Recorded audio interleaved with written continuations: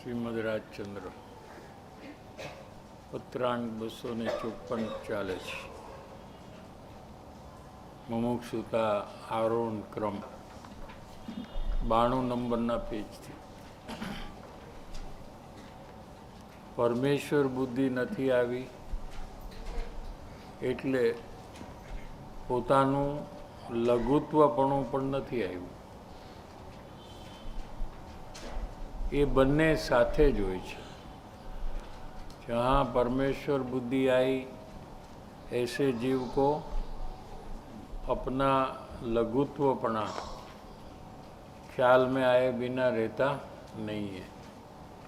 અહીંયા પરમ મહાત્મ્ય આવે તો પોતાનું પરમ લઘુત્વ આવ્યા વિના રહે નહીં.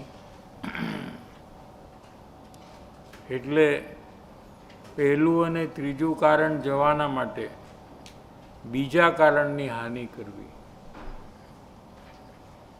એટલે પરમ વિનયની ઓછપ હોય તો તે ટાળી દેવી એમ કહ્યું છે. कहाँ कार्य करना है वो यहाँ कृपालु देव बता रहे हैं कि जो विनय है उसमें जो कमी है, क्योंकि अपने बारे में वो महत्व उसको ज़्यादा है. अनंत दोष स्वयं करता है, फिर भी वो समझता है कि मैं अच्छा हूँ, बड़ा हूँ, आगे हूँ, मैं कुछ हूँ क्या. तो अपनी लघुता का विचार नहीं किया है. अपने परिणाम जो परिभ्रमण के कारण है और उससे अनंत दुख का भोगवटा करना पड़ेगा, ऐसा वर्तमान परिणाम को देखकर अपनी लघुता का विचार करना चाहिए. उसके बदले संसार में कोई न कोई उपलब्धियाँ व्यापार आदि में हो या घर में हो, कोई कार्य में हो, उसको ख्याल में रखकर अपना महत्व को बढ़ाता है.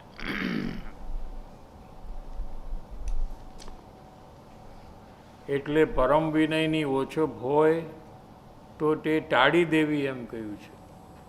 ये काम कर सकते हैं ऐसा है, इसलिए कहा है कि ये काम करना चाहिए. અને મહાત્માના જોગે તેમના अलौकिक स्वरूपને ઓળખવું. महात्मा के, ज्ञानी धर्मात्मा के प्रत्यक्ष योग में તેમના अलौकिक स्वरूपને ઓળખવું. એના लौकिक आचरण ने गौण કરી દેવું. लौकिक माने लोको जैसा, इसको लौकिक कहते हैं. जैसे दूसरे लोग में है वैसा उनका जो बाह्य आचरण है, क्या इसको गौण करना. गौण करना इसलिए कहा कि वो दिखता है. गौण करने में क्या होता है किसी को कि वो सामने होता है और हम उसको इग्नोर करते हैं, उसको गौण करना कहते हैं. तो लौकिक आचरण दिखता है, बाह्य आचरण ज्ञानी का मुमुक्षु को दिखता है और देखने पर उसको उसमें दोषित परिणाम लगते हैं. लेकिन ये पूर्वकर्म के निमित्त से होते हुए परिणाम है. समझ में आ रहा है कि नहीं? ये ज्ञानी के परिणाम नहीं है. क्रोध मान माया लोभ ये भी ज्ञानी का परिणाम नहीं है. तो शरीर का परिणाम तो भाषा का परिणाम, ये तो ज्ञानी का परिणाम, ये तो पुद्गल का परिणाम है. अज्ञानी को भी भाषा और शरीर का परिणाम ये पुद्गल का परिणाम है. वो अज्ञानी जीव का भी नहीं है, उसमें अज्ञानी भी नहीं है. तो ज्ञानी उसमें कहाँ से हो सकते हैं? समझ में आया? और अंदर में जो क्रोधादि भाव है, पुण्य पाप के जो भाव है, वो भी ज्ञानी के नहीं है. अगर जो जीव उसको अपना मानता है उसको ही अज्ञानी कहने में आता है। क्या पुण्य पाप भाव ये अज्ञान भाव नहीं है। समझ में आ रहा है कि नहीं? पुण्य पाप का भाव होना ये अज्ञान भाव नहीं है। क्रोध मान माया लोभ का परिणाम होना ये अज्ञान भाव नहीं है।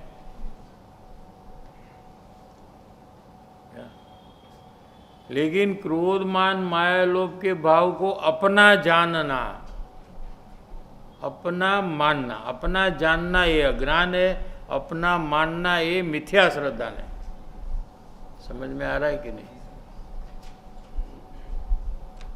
तो जब लौकिक आचरण देखता है जैसे दूसरे लोग में है, वैसा बाह्य आचरण जब देखता है तो उसको पहचान होती नहीं है।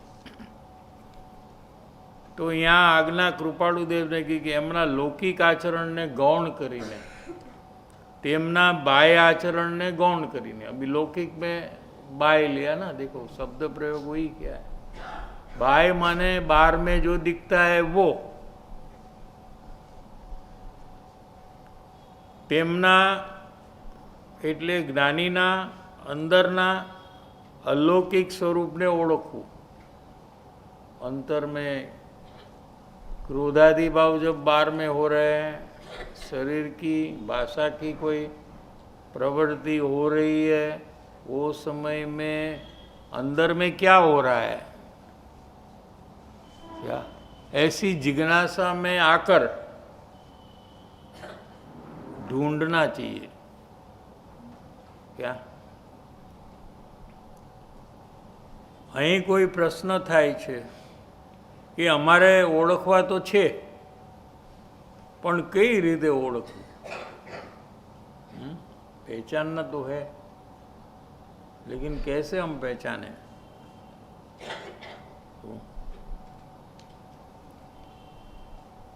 तो कृपाळुदेव कहते कि ओळखवानी परम तीव्रता राखवी तो ओळखाશે।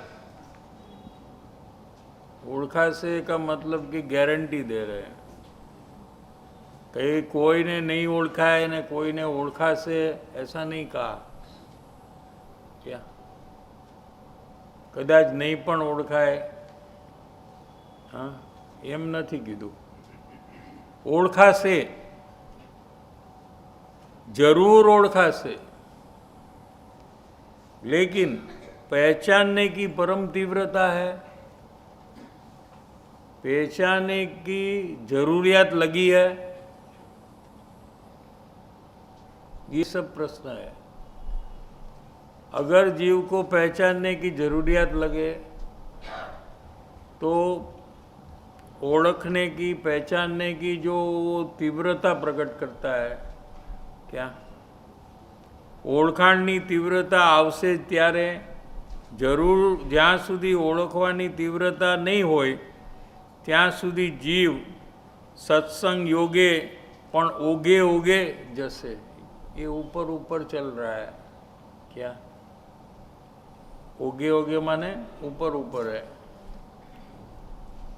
પોતાની ઓળખવાની तीव्रता न होय ત્યાં સુધી જ્ઞાનમાં તે પ્રકારની ઓળખાણ થવાનો અવકાશ प्राप्त થતો નથી।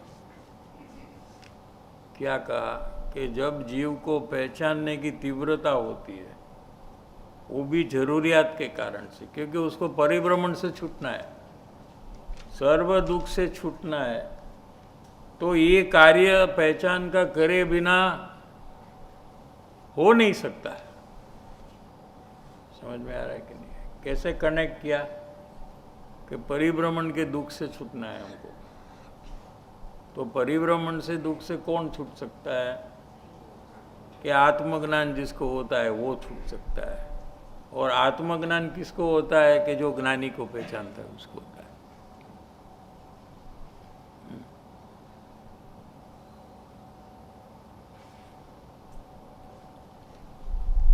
तो जब वो पहचानने का प्रयास उसका चालू हुआ और जैसा जैसा पहचान नहीं हो रही है, पहचान नहीं हो तो निसंगता भी नहीं आती है। कभी लगता है कि ज्ञानी हो सकते हैं, कभी कोई बात में लगता है कि शायद नहीं हो सकते हैं। इस प्रकार का जो परिणमन है उसको क्या, और उसको पहचानना है, ऐसा उसका दृढ़ निश्चय है। ऐसी परिस्थिति में क्या होता है कि उसका ज्ञान जो है वो सतेज होने लगता है, ज्ञान सूक्ष्म होने लगता है क्या। ऐसे જ્ઞાનમાં તે પ્રકારની ઓળખાણ થવાનો અવકાશ પ્રાપ્ત થાય છે। ज्ञान जो है वो उसमें चेंजेस होने लगते हैं, एकदम फोकस करने का कार्य कर सकता है। ज्ञान जहाँ फोकस जीव करना चाहता है वहीं टिकता है, यहाँ वहाँ विचलित नहीं होता है। ऐसा ज्ञान में सामर्थ्य प्रकट होता है। क्या समझ में आ रहा है कि नहीं? और ज्ञान सूक्ष्म होने लगता है। जब कोई चीज़ आपको पकड़ में नहीं आती है संसार में भी, तो आपका ज्ञान एकदम सूक्ष्म होता है, यहाँ वहाँ भटकता नहीं है। क्या कभी डिस्टर्ब नहीं होता है वो ज्ञान, उतना पावर उसमें चालू हो जाता है क्या, और फियर्स कंसंट्रेशन उसमें आ जाता है। क्या समझ में आ रहा है कि नहीं? वो हाँ, बहुत कुछ गौर करने की क्षमता ज्ञान में हाँ एकदम आ जाती है।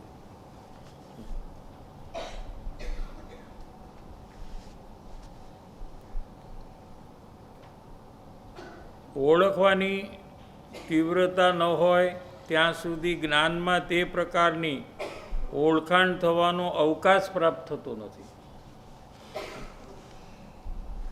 ખાલી જગ્યા નથી થતી कि जहाँ पहचान रहे। ज्ञान में खाली जगह नई कोई बात उतरने की नहीं रहती है, समझाई? खाली जगह नथिंग इज अ स्लेट भरा है, वो कहीं लिखने की जगह नहीं है। लिखेंगे तो वो शब्द के ऊपर लिखना पड़ेगा। स्लेट स्लेट पता है? तो लिखना है तो क्या करना चाहिए? जितना जगह चाहिए उतना पानी से, कपड़े से उसको खाली करो, खाली जगह करो। क्या करते हैं? खाली जगह करते हैं, फिर लिखते हैं तो बराबर लिखाई देती है। ऐसे अपने ज्ञान में कोई खाली जगह ही नहीं है क्या, कि उसमें पहचान रूपी कार्य का प्रवेश हो। क्योंकि ज्ञान में वो पहचानने की परम तीव्रता जब आएगी तभी ऐसा होगा, खाली जगह।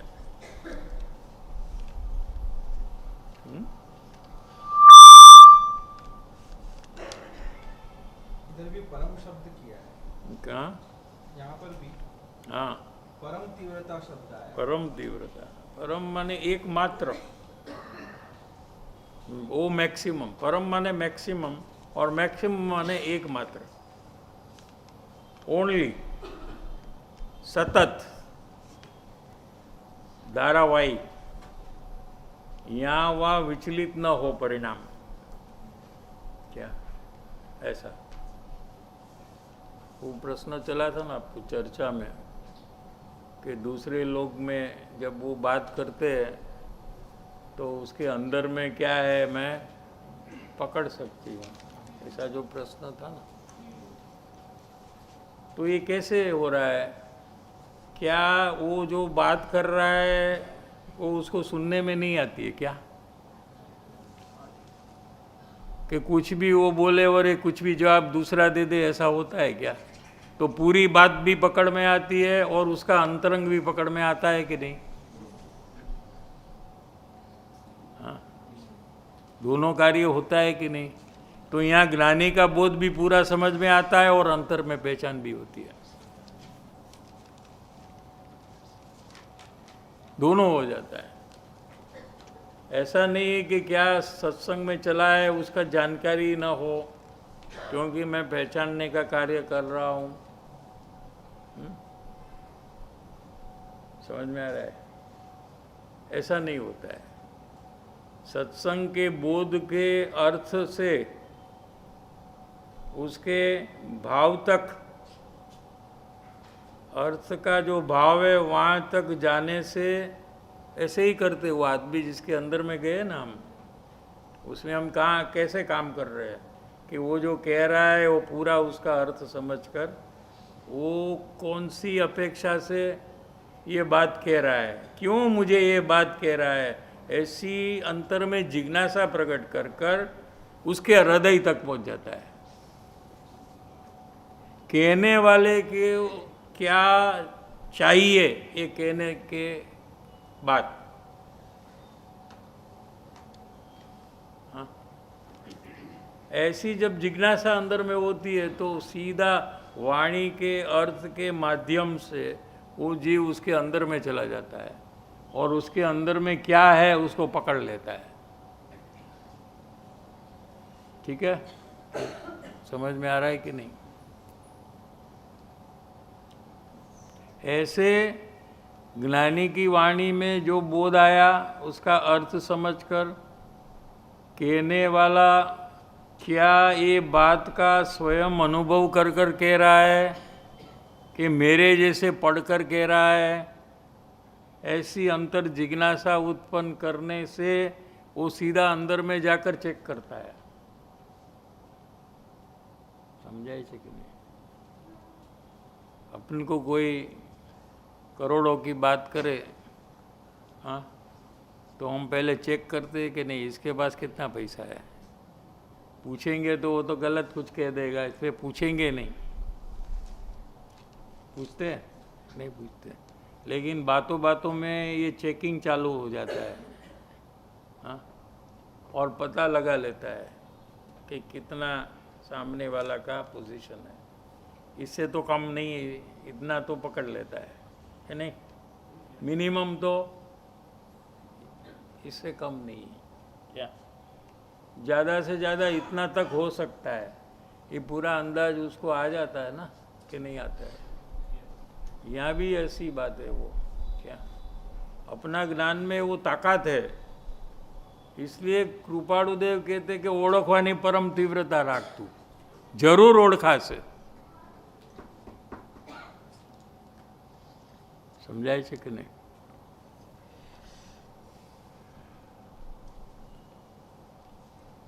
પછી ક્યાંથી ઓળખાશે?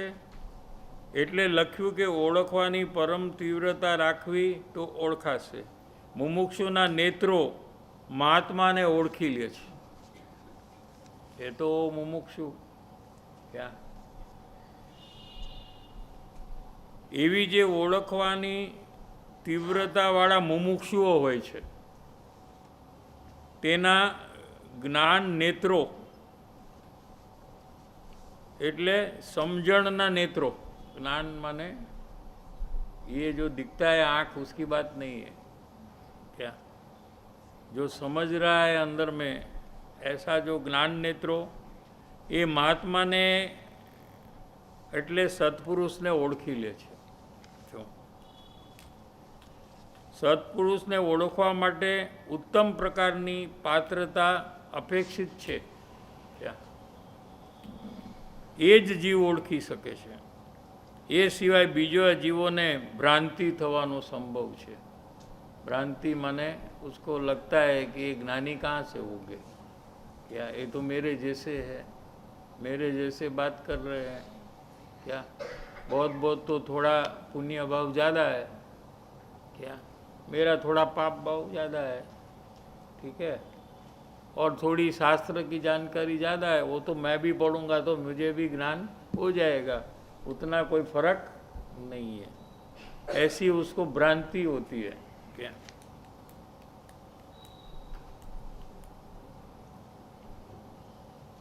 જ્ઞાનીને ઓળખી શકે એવું નથી। માત્ર જ્ઞાની જ જ્ઞાનીને ઓળખી શકે અને મુમુક્ષુ ન ઓળખી શકે એવો સિદ્ધાંત નથી। वैसे भी लोग कहते हैं कि ज्ञानी है तो ज्ञानी को पहचान सकता है, मुमुक्षु कैसे पहचानेगा, उसमें तो अज्ञान है क्या। तो क्या कहते કૃપાળુ દેવ કે એવું વસ્તુ સ્વરૂપ નથી। એ વાત કૃપાળુ દેવના આ વચનોથી સ્પષ્ટ થાય છે કે મુમુક્ષુના નેત્રો મહાત્માને ઓળખી લે છે। મુમુક્ષુ એ જ્ઞાની નહીં है, જ્ઞાની बनने वाला है क्या। મહાત્મામાં જેનો દ્રઢ નિશ્ચય થાય છે એટલે ઓળખીને જેને દ્રઢ નિશ્ચય થાય છે એટલે આખી વાતને હવે શરૂઆતના ક્રમમાં લઈ જઈશ તો કે મહાત્માનો જેને દ્રઢ નિશ્ચય થાય છે તેની મોહાશક્તિ મટીને, शुरुआत वहाँ से की थी, मुमुक्षु की व्याख्या, मोहाशक्ति थी मूंझाई ने एक मोक्ष विषे यत्न करे, ते मोहाशक्ति मटीने पदार्थनो निर्णय होय छे, त्यां सुधी पहोंचे छे, पहलेथी छेल्ले सुधी। प्रथम मोहाशक्ति घटे, पछी दृढ़ मुमुक्षुता उत्पन्न थाय, एटले एने मोक्षनु लक्ष्य बंधाय, ध्येय बंधाय, पछी पोताना दोष अवलोकवा भणी चित्त वળી जाए। जिसको पूर्णता का लक्ष्य होता है उसको तुरंत ही अपना दोष के ऊपर देखने का ज्ञान टर्न हो जाता है, क्या वળી જાય છે। आ लोक में एने कोईपण पदार्थ सत्पुरुष थी अधिक भाषे नहीं, ये एक चेंज हुआ। पहचान में क्या बदलाव आया कि विश्व की कोई चीज़ का महिमा अधिक है ज्ञानी पुरुष से, ऐसा उसको लगता नहीं है। कोई पण पदार्थ सत्पुरुष थी अधिक भाषे, भाषे एटले लागे नहीं, समझवानी बात नहीं, लागवानी बात है। सत्पुरुष में परमेश्वर बुद्धि आवीने पदार्थ निर्णय सुधी ये पहुँचे छे, अपने आत्मा का निश्चय भावभाषण तक वो पहुँचता है। अने ज्यारे पदार्थ निर्णय थाय छे त्यारे आकुलता मटे छे, तेथी त्यारे सर्वांग समाधान थाय छे। केम के आत्म स्वरूप छे ते सर्वांग समाधान स्वरूप छे, कोई भी प्रॉब्लम का समाधान हो जाता है उसको, क्या कभी भी असमाधान होता नहीं है।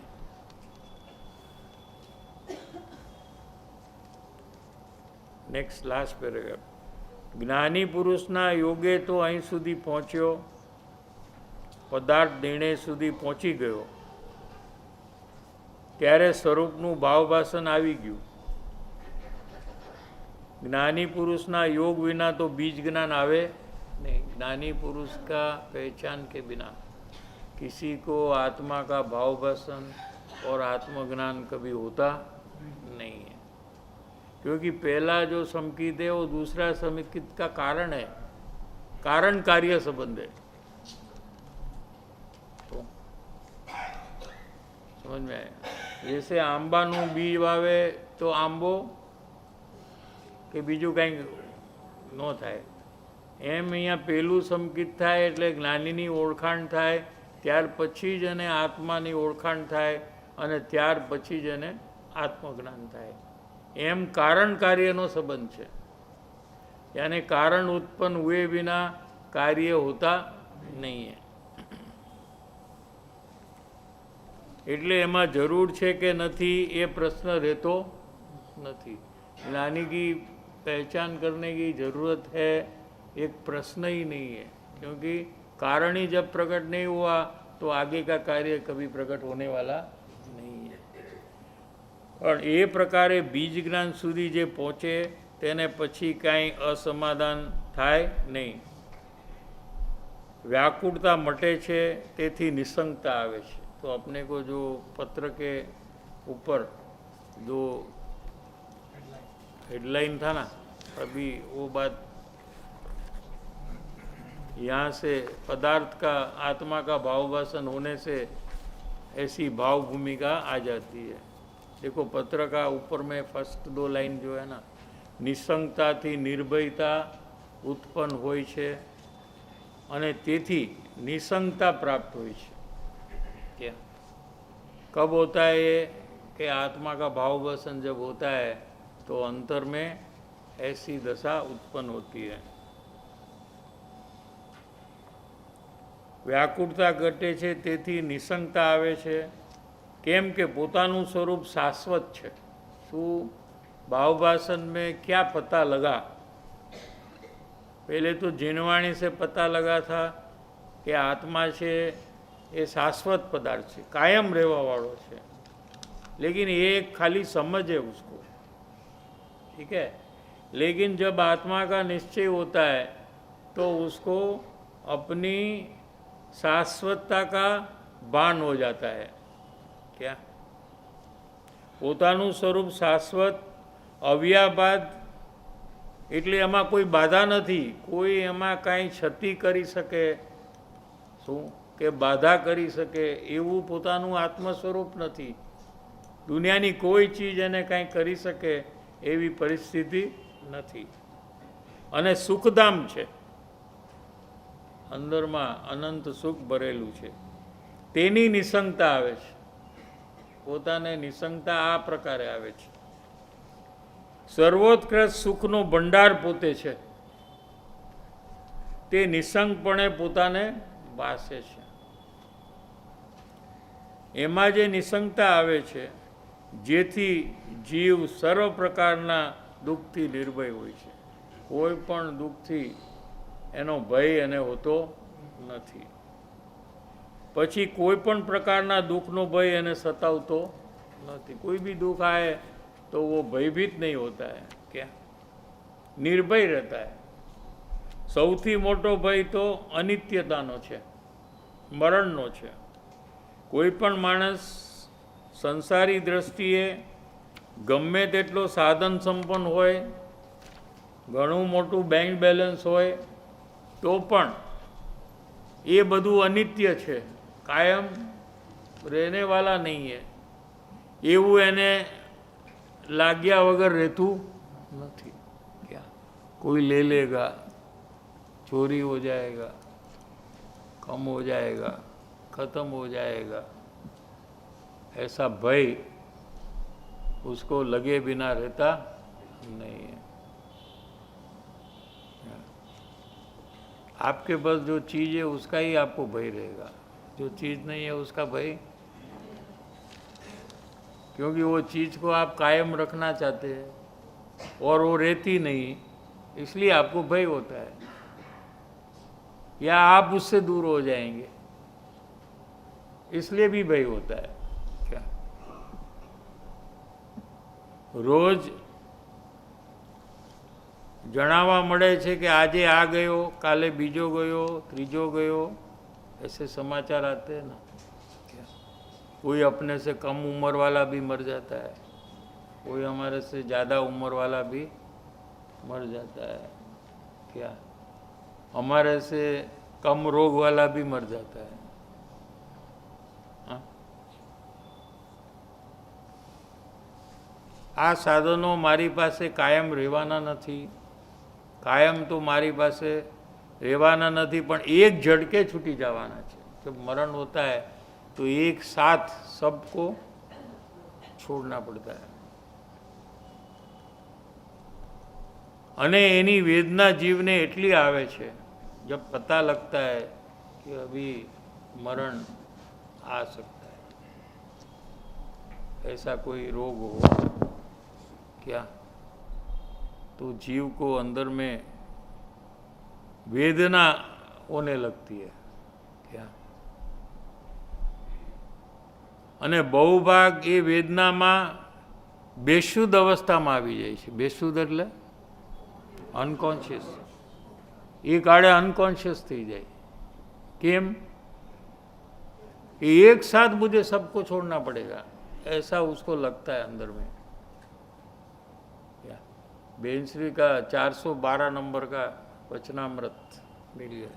તને એક વસ્તુ છોડતા તને તકલીફ થાય છે, તેરી એક પ્રિય વસ્તુ હો. હા, એ એક વસ્તુ છોડતા તને જો તકલીફ થાય છે, તો જ્યારે બધી જ વસ્તુ એક સાથે છોડવાનો વખત આવશે ત્યારે શું થશે તને? तो ये मन है, ये माप नहीं सकता ये परिस्थिति को. क्या मन मर जाता है वो टाइम में, तो बेसुध दशा में आ जाता है वो टाइम में जीव. अपने ग्रास्पिंग पावर से प्रॉब्लम बहुत बड़ा हो गया है. क्या हाँ, उसको नहीं हैंडल कर सकता है जब मन, तो जीव को वहाँ बेशुद्धि हो जाती है. ज़्यादातर लोग बेभान अवस्था में देह त्याग करते,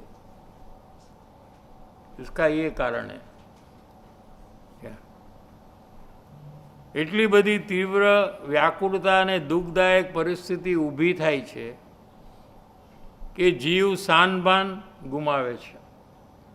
क्या બેસુદ અવસ્થામાં એનું કારણ શું કે આ શરીર તે હું, એનું મૂળ કારણ અહીંયા છે. જેને શરીરમાં પોતાપણું કર્યું છે એવા જીવને આ બધી પરિસ્થિતિ થાય છે.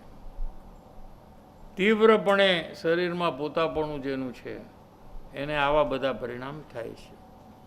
इसलिए ये बात समझने से हमको शरीर में अपनत्व छोड़ने का प्रयास चालू ही कर देना चाहिए.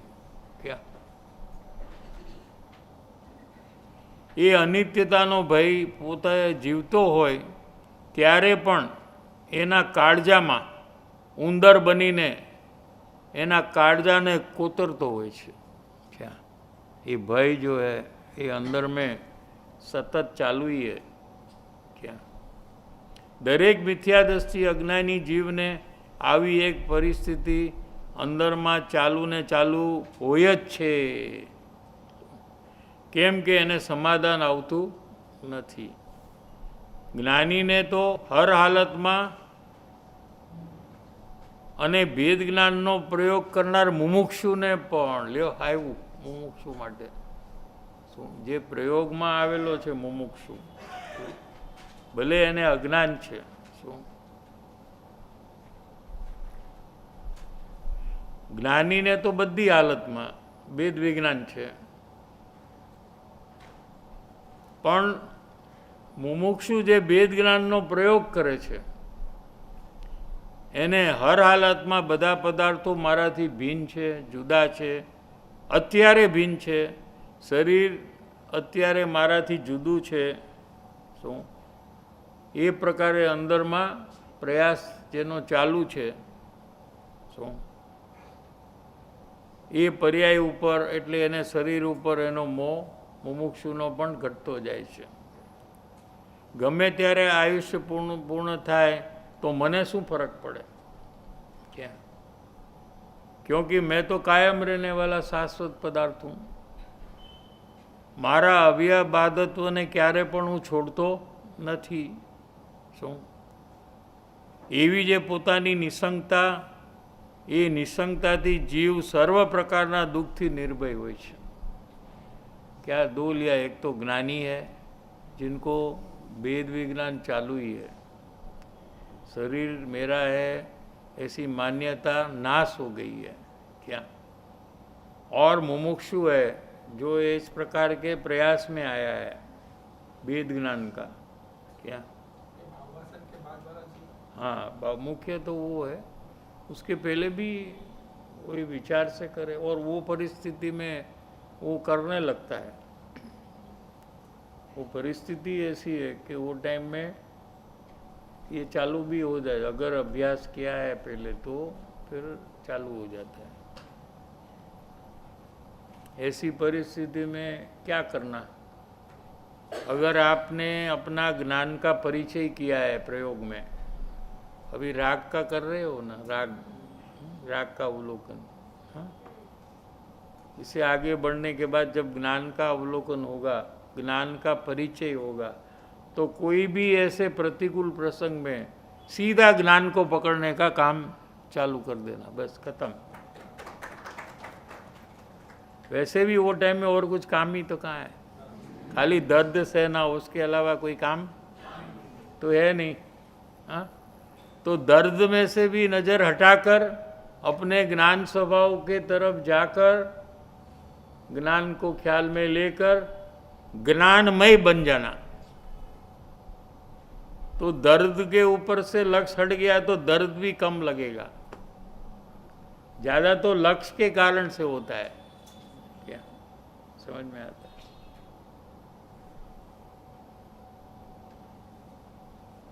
દુઃખના ભલે અસંખ્ય પ્રકાર હો, અસમાધાનના જે અસંખ્ય પ્રકાર છે તે બધા દુઃખના પ્રકાર છે। દરેક ક્ષણમાં, દરેક પરિસ્થિતિમાં જીવને સમાધાન થતું નથી કે આમ કેમ નહીં, એ પ્રકારનું જે અસમાધાન છે એ જ દુઃખનું કારણ છે। એમાં મૂંઝવણ થાય છે, જીવને આકુળતા થાય છે। કેમ કે અસમાધાનથી દુઃખ ઉત્પન્ન થાય છે, જેથી સર્વ પ્રકારના દુઃખથી જીવ નિર્ભય હોય છે અને તેથી જ નિસંગતા ઉત્પન્ન હોય છે। નિસંગતા क्या? किसी से संग करने की जरूरत कब पड़ती है कि जब जीव भयभीत होता है। इसलिए तो अकेला रहता नहीं ना, हाँ? किसी का संग में रहता है। कोई पर्सन अवेलेबल न हो तो फिर टीवी, मोबाइल, गेम्स, क्या उसमें अपना ज्ञान को रोकता है। ये सब बंद कर आप एक 15 मिनट बैठो, देखो क्या होता है। अगर आपको पता करना है कि क्या क्या होता है, एक 15 मिनट कुछ करे बिना, टीवी, मोबाइल कुछ भी नहीं, और एक अकेला बैठकर देखो, तो आपके अंदर में कितना भय चालू हो जाता है वो आपको पता लगेगा। तो ये एक मास्टर प्लान है कि भय से छूटने का, कि अपना ज्ञान को कहीं रोक लो तो वो ज्ञान फिर अपने भय से विमुख हो जाए, वो भय का ख्याल ही ना हो। क्या? तो वो समझता है कि भय चला जाएगा, उसका ख्याल नहीं करेंगे तो वो चला जाएगा, वो जाता नहीं है, वो अंदर में रहता है। हाँ, उसके लिए प्रयत्न कर उसका नाश करना चाहिए। उसके बदले ऑल्टरनेटिव में क्या करता है कि अपना ज्ञान को वहाँ से उठाकर जो चीज़ पसंद है वहीं रोक लेता है। तो इससे कोई प्रॉब्लम का सॉल्यूशन कभी होता नहीं है।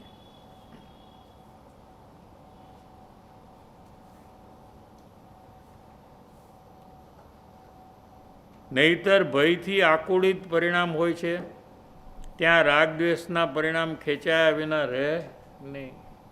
सब राग द्वेष के परिणाम बढ़ने लगते हैं અને એ ખેંચાણ છે તે જીવને असंग दशाમાં, असंग स्वरूपમાં આવવા દેતું નથી।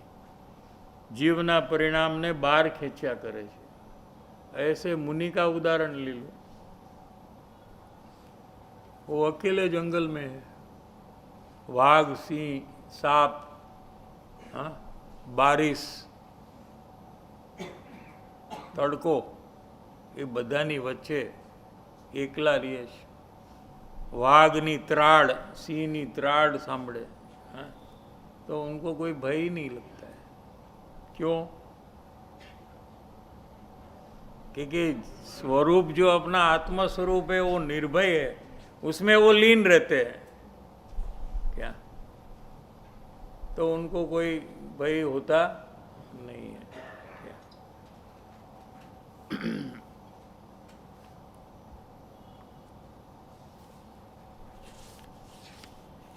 पंचाणु पेज में आज सारू कवर थी। अहियाँ एक विशेष बात पर ध्यान दोरवा योग्य है। ये अभी बहुत महत्व की बात आ रही है, थोड़ा विचारने योग्य हमारे लिए है कि मुमुक्षु जीव है एनी शक्ति बहु मर्यादित है। क्या? જ્ઞાન દશામાં જેટલી શક્તિ હોય જ્ઞાનીને તેટલી શક્તિ મુમુક્ષુ દશામાં અંદરથી આત્માની પ્રગટ નથી થઈ. क्या कहा?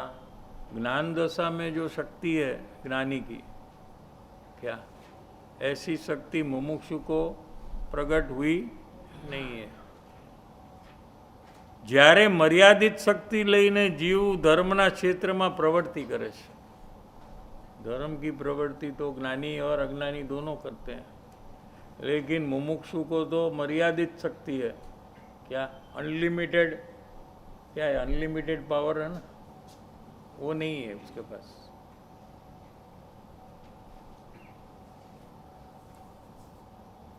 ત્યારે પોતાની મર્યાદિત શક્તિનું ભાન રાખીને એ શક્તિને જેટલી પણ થોડી ઘણી છે એનામાં એને જ્ઞાનીના માર્ગમાં લગાવવામાં રોકવી જોઈએ ને. શું? અને આડા અવડા સાધનમાં નહીં રોકવી જોઈએ. એટલો વિવેક કરવા યોગ્ય છે. શું કીધું? जो भी कहा है वही हम करें, इसके अलावा दूसरा शुभ कार्य में अपनी शक्ति का खर्च न करें. क्या समझ में आ रहा है कि नहीं? ऐसा कौन करता है कि जिसको पता लगा है कि मेरे पास कम शक्ति है तो बराबर उसका यूज़ मुझे करना है. क्या जिसको बजट होता है ना घर खर्च का, अनलिमिटेड बजट नहीं है, एक बजट है, तो उसको पता है कि कहाँ कहाँ वेस्ट न हो, ऐसे वो प्रयास करता है. ठीक है. ऐसे मुमुक्षु की जो शक्ति है वो बहुत कम है. क्या? और वो शक्ति जितनी है उतनी आत्मज्ञान की प्राप्ति के लिए बस है कम, लेकिन बस. लेकिन कब? कि अगर वो ज्ञानी की आज्ञा में रहे तो बस है. जितना उसको बोध दिया है उतना ही वो करे. अपनी मर्जी से कोई भी प्रयास प्रयोग या कोई भी क्रिया न करे, क्योंकि वो सब में खर्च होता है शक्ति का. तो જ્ઞાનીના માર્ગમાં એ શક્તિ લગાવવામાં અને આડાઅવડા સાધનમાં નહીં રોકવી, ભલે वो धर्म के साधन हो.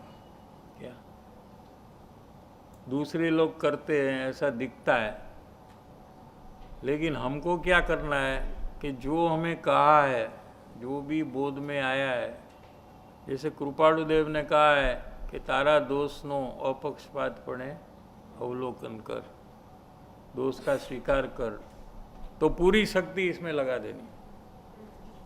ये भी करे वो भी करे, 50 आइटम करने लग जाए धर्म के नाम पे, तो आत्मज्ञान रूपी कार्य होने वाला नहीं है.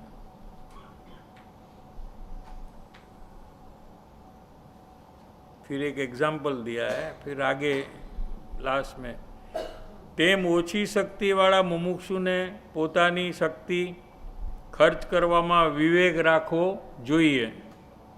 એ બીજા સાધનમાં પોતાની શક્તિને લગાડે, પછી ભલે એ શુભ હોય સાધન, જો અથવા પોતાની મેળે ક્ષયોક્ષમ વધારવામાં પોતાની શક્તિ લગાડે. જીનવાણીનો બહુ અભ્યાસ કરે એટલે એનું જ્ઞાન જીનવાણીનું ક્ષયોક્ષમ જે છે ये खिलवा लगे. लेकिन प्रयोजन बुद्ध जितना है आत्मज्ञान के लिए उतना ही पढ़ना चाहिए. क्योंकि जो जिनवाणी है वो तो समुद्र है. करोड़ों साल का आयुष्य हो तो भी आप पूरा नहीं पढ़ सकते. समझ में आ रहा है? 12 अंग और 14 पूर्व है. उसमें एक अंग आचार अंग है पहला, उसमें 18,000 पद है. कितना? और एक एक पद में 51 करोड़ से जाजेरा श्लोक है. तो 18,000 इंटू 51 करोड़, वो पूरा आपने पढ़ा तो आचारंग पढ़ा। इसके लिए कितना टाइम चाहिए, कितनी एकाग्रता चाहिए। और दूसरा जो अंग है उसमें 36,000 पद है और एक एक पद में 51 करोड़ से ज्यादा श्लोक है। 36,000 इंटू 51 करोड़, ऐसे डबल डबल करते जाओ 12 अंक तक। क्या उतनी भगवान की वाणी में से गणधर ने रचना की है ये सब।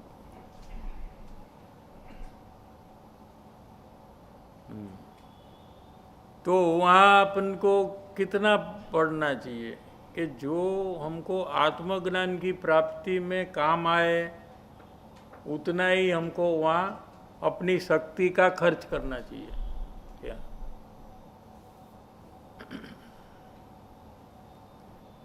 પોતાની મેળે શાસ્ત્ર વાંચીને શિવોપશમ વધારવા પોતાની શક્તિ લગાડે અને પોતાને ઠીક લાગે એમ વ્રત નિયમ આદि ગ્રહણ કરવામાં લાગી જાય, વ્રતમાં લાગી જાય। भगवान ने कहा है ना व्रत तो, हाँ, इसलिए मैं करता हूँ।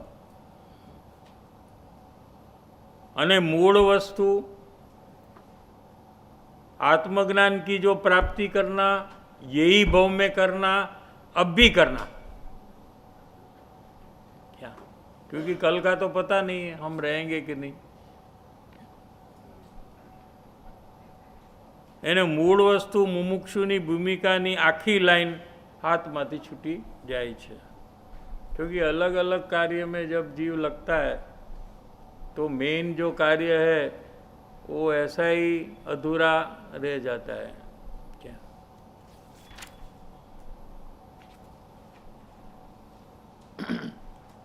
नीचेની લાઈન છેલ્લી, માત્ર તમ મુમુક્ષુઓને અર્થે टूक में टूका लिखू है।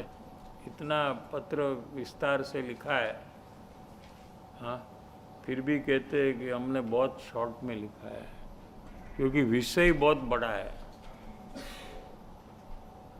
क्या विषय है कि अनंत परिभ्रमण करता हुआ जीव को मोक्ष की प्राप्ति करवाना, और ये भव में करना जो अनंत भव में नहीं किया है, वो किस प्रयास से होता है, ये बात को एकदम शॉर्ट में कहना। देखो हम लोग ने अंदाज 10 दिन में तो पूरा बात कर लिया, हाँ, पहले से अंत तक कैसे जीव को प्रयोग में आकर आगे बढ़ना चाहिए, ये पूरी बात 10 दिन के अंदर में हो गई। क्या संक्षेप में, कारण के आ पत्र है, क्या ये पत्र है, ये शास्त्र नहीं है जिसमें बड़ा 500,000 पेज का विवेचन हो। ये तो पत्र है, वो पत्र तो पोस्ट करते हैं, बुक नहीं है कोई। पत्र तो कितना पेज का हो सकता है, 1, 2, 3, ज़्यादा से ज़्यादा। क्या पुस्तक, हाँ, ये शायद थोड़ा बड़ा है ना, देखो ना, पोस्ट कार्ड है कि कवर में रखा, पता नहीं है, कवर में भी हो सकता है क्योंकि पत्र 2.5 कितना पेज है, देखो आगे के पत्र में कहा कि आज 8वां पत्र है, वो 449 में है। तो ये 250, ये 2.5 पेज का है पत्र, 2.5 पेजेस का है। देखना है तो वहाँ जाकर उसका कॉपी रहेगा, ओरिजिनल टेक्स्ट, हाँ, तो चेक कर सकते 254 का।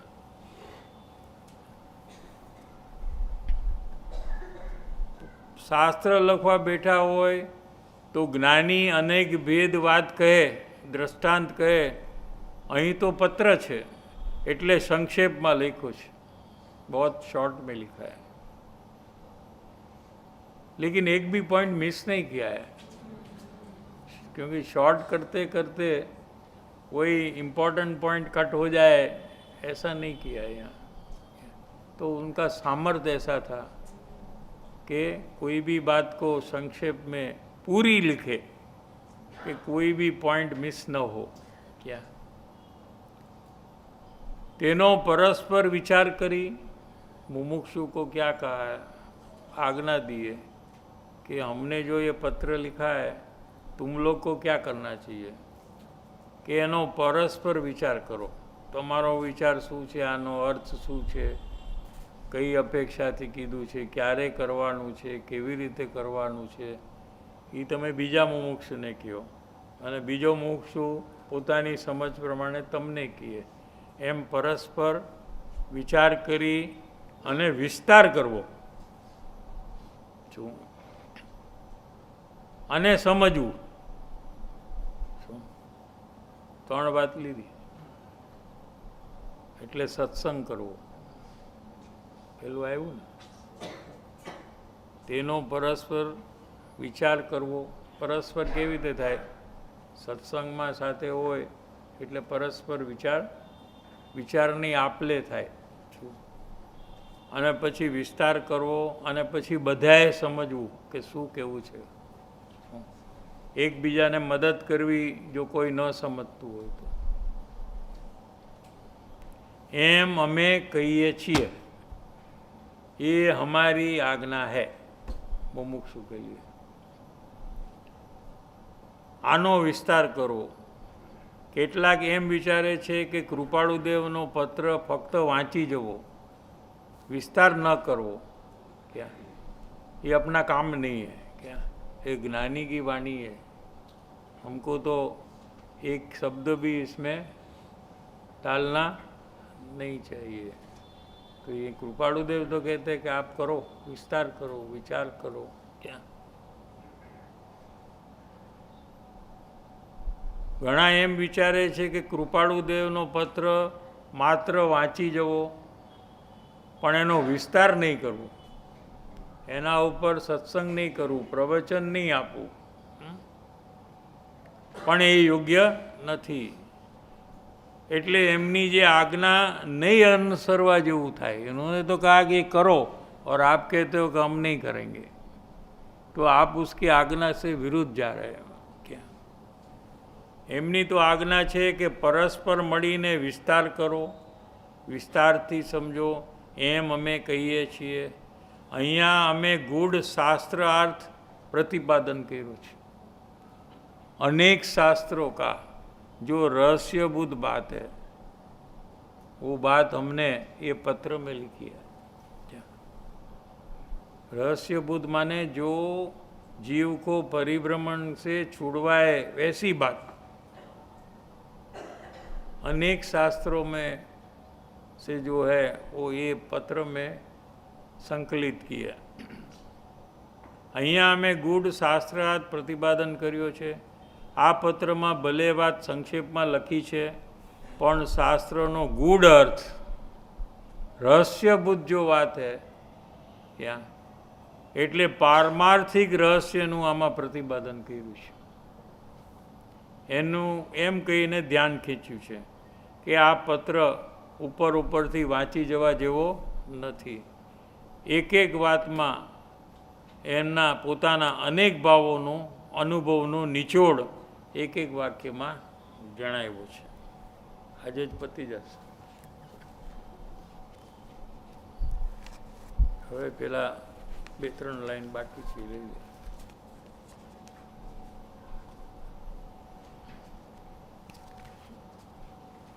तमे वारंवार विचारजो, योग्यता हशे तो अमारा समागम में फरीने आ वातनो विस्तारथी विचार बतावीशुं।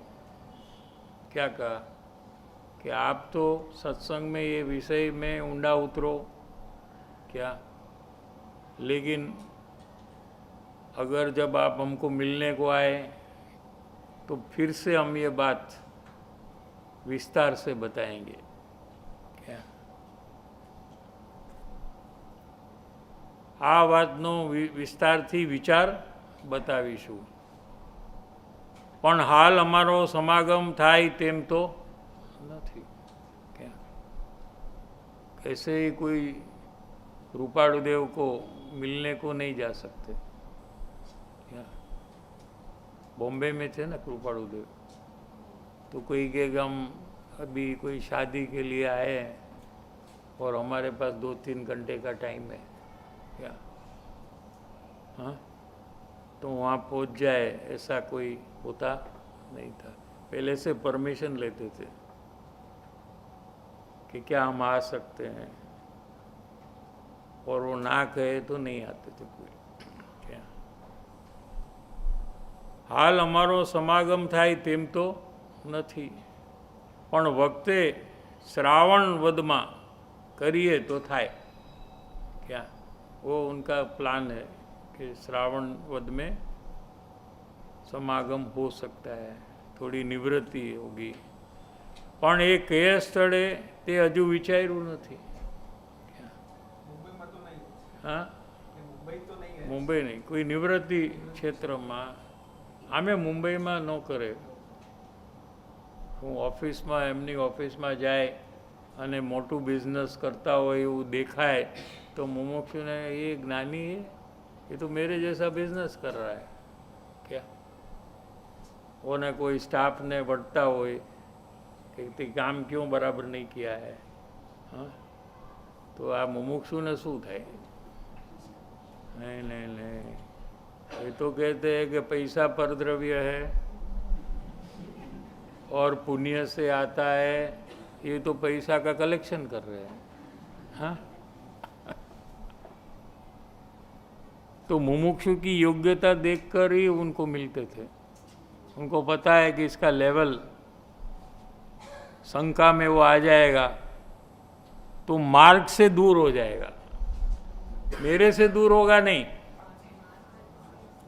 क्या कहा, और मार्ग से दूर होगा, सच्चे मार्ग से दूर होगा तो बेचारा परिभ्रमण करेगा।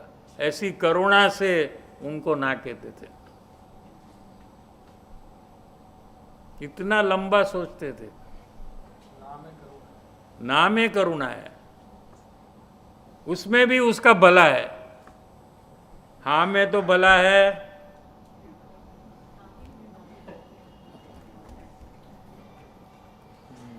ऐसी बात है सब। कड़ियुग छे माटे क्षणवार पण वस्तु विचार विना न रहेवू। कड़ियुग है, पंचमारा है, क्या हीन काल है, धर्म के लिए बहुत हीन काल है। क्या माटे क्षणवार पण, 1 मिनिट पण आत्माना विचार विना न रहेवू, एम महात्माओनी शिक्षा छे। तमने बधाने यथायोग्य पहुँचे। ये पत्र पूरा होगा।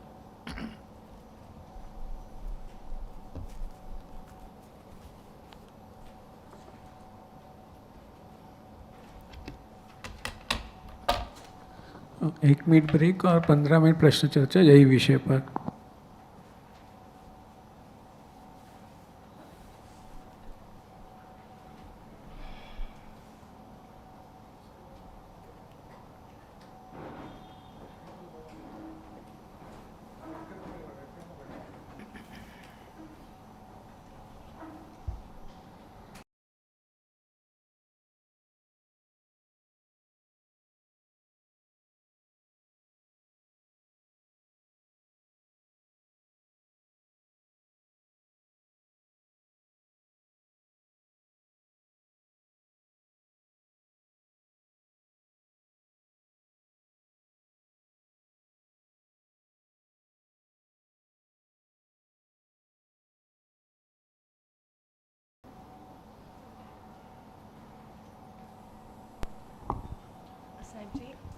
साहब जी जो बात आई कि महात्मा में जिसका दृढ़ निर्णय होता है, महात्मा में जिसका दृढ़ निर्णय होता है और उसका ऐसे बताया ना कि मोआ शक्ति थी मांडी ने पदार्थ निर्णय सुधीनु कार्य थी जाए।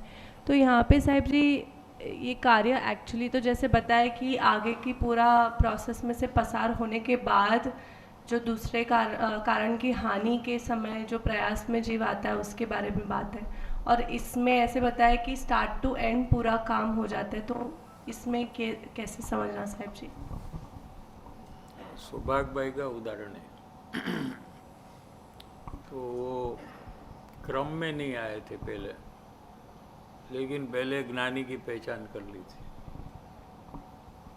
और उसके बाद वो क्रम में आकर आत्मज्ञान की प्राप्ति की है। तो पहले तो ज्ञानी की वाणी जो है उसके द्वारा पहचान होती है। क्या जो 4 लक्षण बताया था वो लक्षण से पहचान होती है। तो जब लगता है कि कहने वाले ज्ञानी हो सकते हैं क्या, तो फिर जीव यहाँ हुआ धर्म प्राप्ति के लिए जाना बंद कर देता है क्या, और ज्ञानी के संग में रहता है। तो रहते रहते परिचय में आते आते उसको ज्ञानी की पहचान हो जाती है क्या, और परमेश्वर बुद्धि जब आ जाती है और परम प्रेमार्पण आने से पहले से प्रयोग में पूर्णता का लक्ष्य से लेकर सब कार्य उसका हो जाता है। ऐसा सौभाग्यभाई का भी एक उदाहरण है। तो ऐसा भी होता है।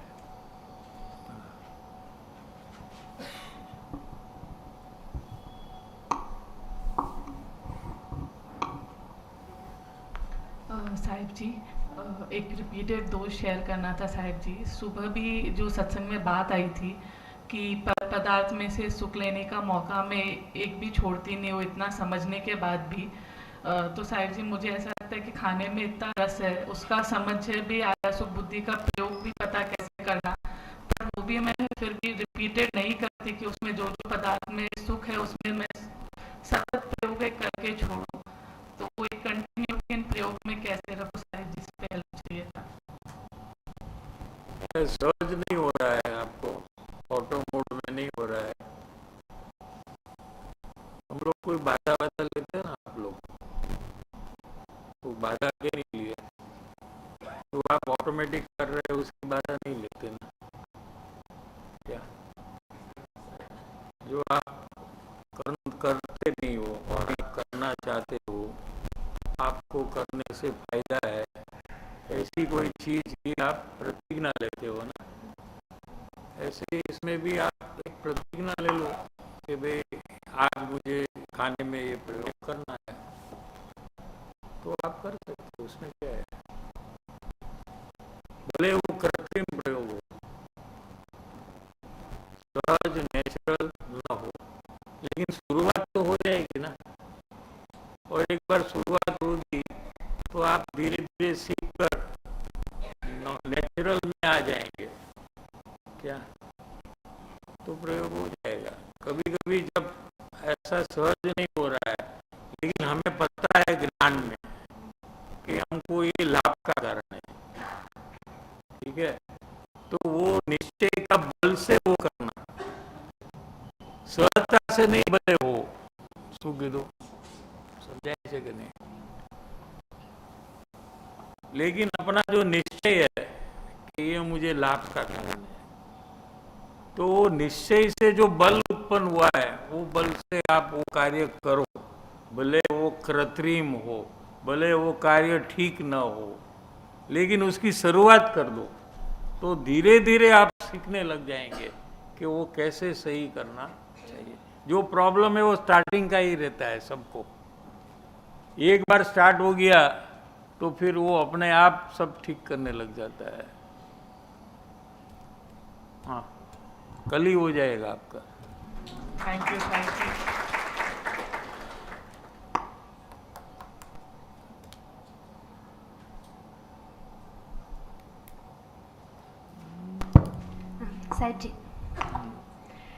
સાહેબજી વાત આવી અનિત્યતાની, તો શરીરમાં દેખાય છે કે શરીરમાં મારું કંઈ ચાલતું નથી, અને જીવનમાં થોડા થોડા સમયે એવા વૈરાગ્યના પ્રસંગો પણ આવ્યા કરે છે, પણ એવરી પ્રસંગમાં એ ફિલિંગ થોડા સમય પૂરતી હું લઉં છું, પણ મારી ભૂલ છે કે પછી એ તરત પછી જેવી હતી ત્યાંથી પાછી એવી ને એવી જ થઈ જાઉં છું. તો કેવી રીતે હું એમાં હું આગળ વધું તો પછી તો પ્રસંગ ન હોય તો આપણે યાદ કરી શકીએ ને કે આવા આવા પ્રસંગ મને આવ્યા હતા, અને એ ઉપરાંત બધાને ઘરમાં કાયમ સંબંધ છે એ પ્રકારે વ્યવહાર નહીં રાખવો આપણે, પણ જ્યારે જ્યારે કોઈનો સંયોગ થાય ત્યારે વિચારવું કે આ સંयोग છે તો ક્યારેક વિયોગ પણ થશે. प्रत्येक संयोग का वियोग अवश्य होता है क्या, लेकिन जीव संयोग में वियोग देखने की आदत नहीं बनाता है क्या. जैसे कोई समझो ना कि कोई आदमी यहाँ आया तो संयोग हुआ, फिर 2-4 मिनट के बाद वो यहाँ से चला गया तो वियोग हुआ, ठीक है. तो कोई भी आदमी या व्यक्ति फैमिली मेंबर जब आता है तो उसको जाता हुआ देखो, वो गया नहीं, वो सामने है क्या. जैसे आपको उदाहरण दिया ना, नहीं समझे. जितने संयोग होते हैं पदार्थ के, वो पदार्थ में वियोग भी देखो आप. जैसे कि वो अभी आपसे दूर हो गया क्या, ऐसे विचारने लंबावीने જોવાની એક આદત પડવી તો પછી પદાર્થ અનિત્ય છે એમ લાગ્યા વગર રહેશે નહીં. સંયોગમાં વિયોગ જોવાનો કરી શકાય કે નહીં. हाँ रस टूट जाएगा, हाँ उसमें रस टूट जाएगा. हाँ, तो वो तो तोड़ना है ना हमको, रस भी तोड़ना है, वैराग्य में आना है हमको क्या.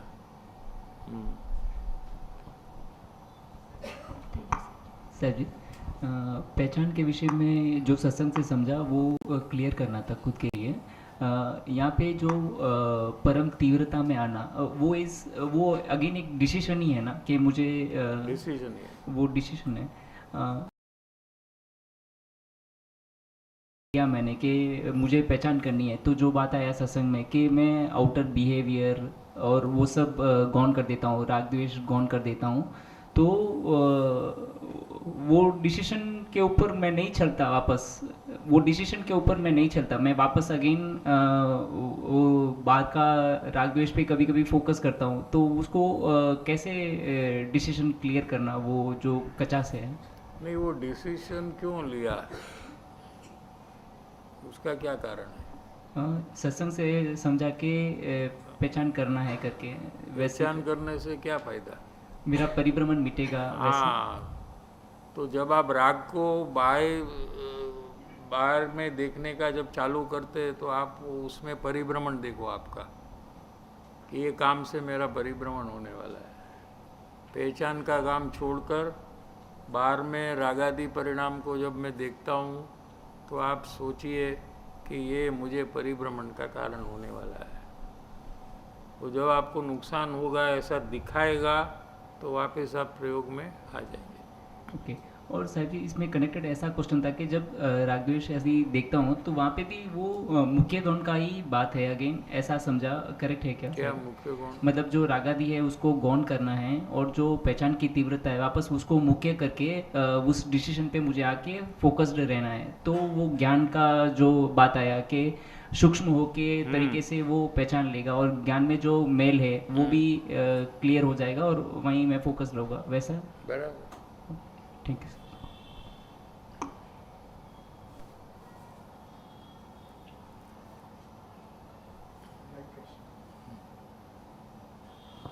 सुशीला बेन, जय जिनेन्द्र साहब जी, अगर दोष का स्वीकार शुद्ध अंतकरण से किया हो तो परिभ्रमण से कैसे लिंक करना और क्या निर्णय करना कि दोबारा से दोष न हो.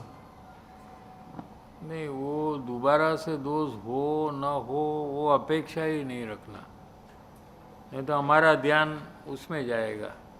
जब दूसरी बार हुआ तो हम उसको स्वीकार करने के बदले ये क्यों हुआ, ये नहीं होना चाहिए, हमारा ध्यान वहाँ जाएगा. ठीक है. तो वो टारगेट कृपाणुदेव ने क्या कहा है अपक्षपातपणे जोवा एम कीधुं छे। तो देखना कहा है, मिटाना नहीं कहा है। ठीक है।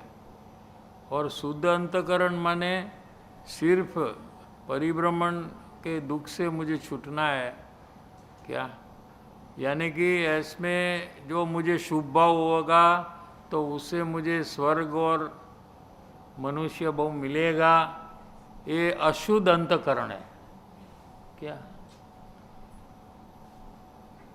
मुझे भविष्य में अच्छे भाव मिलेंगे इसलिए मैं ये प्रयास कर रहा हूँ, ये अशुद्ध अंतकरण है। शुद्ध अंतकरण में मोक्ष की प्राप्ति एकमात्र परम सुख की दशा मुझे मिले, ऐसा अंतकरण से जब आप दोष का स्वीकार करते हैं तो वो सही प्रकार है क्या?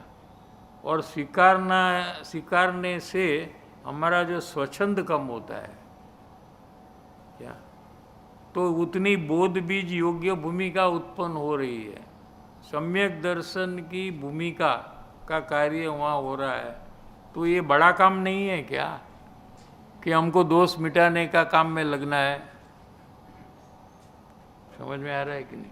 सबको लगता है कि ये कोई सामान्य काम है दोष का स्वीकार।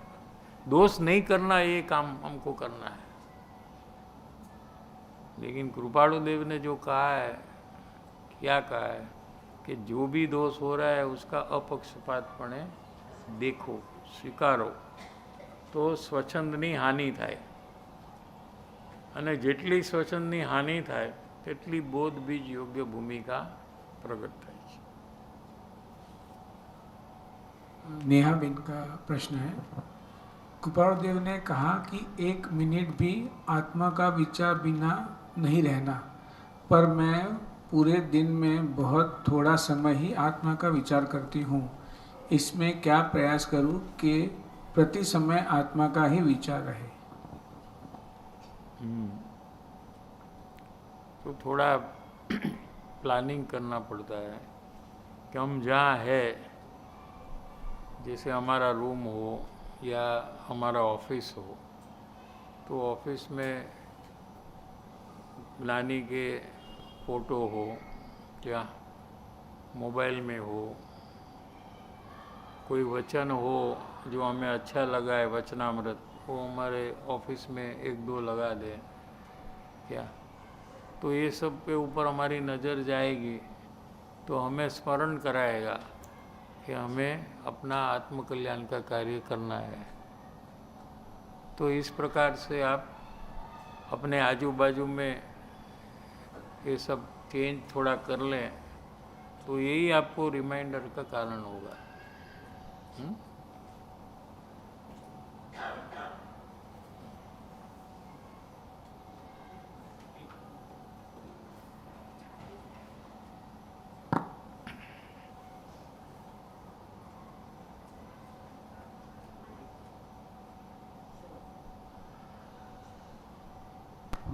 अभी दोष एक ध्यान में आया कि हर टाइम में ये मिस्टेक करती हूँ कि जैसे शिविर से निकलते वक्त ये निर्णय होता है कि अभी नेक्स्ट शिविर तक तो कार्य पूरा ही करना है करके, कैसे भी करके, और फिर प्रयास भी जोर शोर से वहाँ पे चालू करती हूँ। फिर जैसे वो समय निकलता जाता है तो वो उसमें थोड़ा थोड़ा नीचे डाउनफॉल आता है और ऐसी परिस्थिति आती है कि थोड़ा ही समय या ऐसा कुछ प्रयोग में रहता है और वापस जब शिविर आती है तभी वो प्रयास वापस चालू होता है। तो वो अप एंड डाउन में करती हूँ और एक सरीखा स्टेबल नहीं रहती है कि ऊपर ही चढ़ने का हो साहब जी। तो वहाँ पे कैसे प्रयास करूं? कहाँ पे? वहाँ पे माने कहाँ पे? वहाँ पे यानी घर पे। हाँ, तो आप कहना चाहते हैं कि जब शिविर होती है तो आपका प्रयास चलता है और घर जाने के बाद वो हाँ फिर बंद हो जाता है। बंद मतलब थोड़ा थोड़ा कम होने लगता है वहाँ पर। तो फिर पूरा साल शिविर रखे?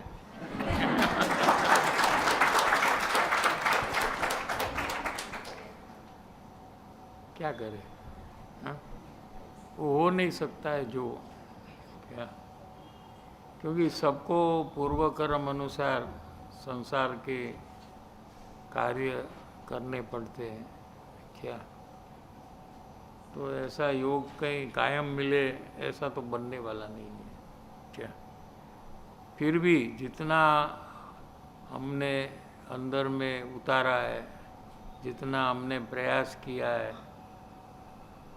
वो सब आगे जाकर योग में भी वो अंदर से आपको सहज बढ़े ऐसी भावना करिए, और क्या, उसके तो दूसरा तो कोई ऑप्शन नहीं है। थोड़ा विशेष सत्संग स्वाध्याय ये सब बढ़ाना चाहिए वहाँ क्या। वो सत्संग है तो आपको बचने के लिए रास्ता मिलता है, लेकिन जब सत्संग नहीं रहता है तो हम स्वयं अपने आप ऐसा कुछ करें कि जिससे हमको नुकसान न हो या कम हो क्या। तो हमें सत्संग बढ़ाना चाहिए, स्वाध्याय बढ़ाना चाहिए, मुमुक्षु के साथ मिलना चाहिए। तो इसमें क्या है कि हमारी जागृति बढ़ेगी। साहिब जी, शारीरिक परिस्थिति भी ऐसी बनती है कि नियमित सत्संग का भी योग में नहीं करती हूँ करके, उसमें भी ऊपर नीचे होता है, करती हूँ वहाँ पर मैं। यहाँ तो सब अच्छा है आपके साथ, यहाँ तो 10 दिन कोई प्रॉब्लम नहीं आया आपको? यहाँ तो नहीं आया। हाँ हाँ, ત્યાં બધી બીજી સંસારની માથાકૂટ કરતા હશો, એમાં તબિયત બગડી જાય શું? અહીંયા એ બધું બંધ છે ને. ભરતભાઈ બી બહુ ખુશ હતા.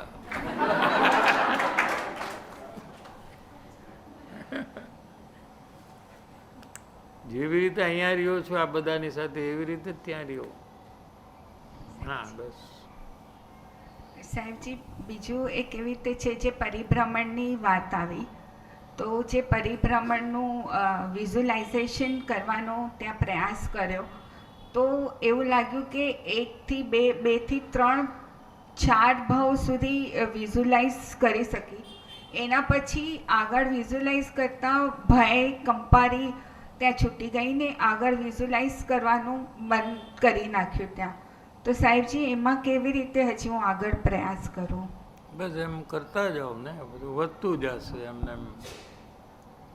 પછી અંદરમાં ભય લાગશે તો તમે પછી આ માર્ગમાં ચડવાનું તમને ઝડપથી થશે.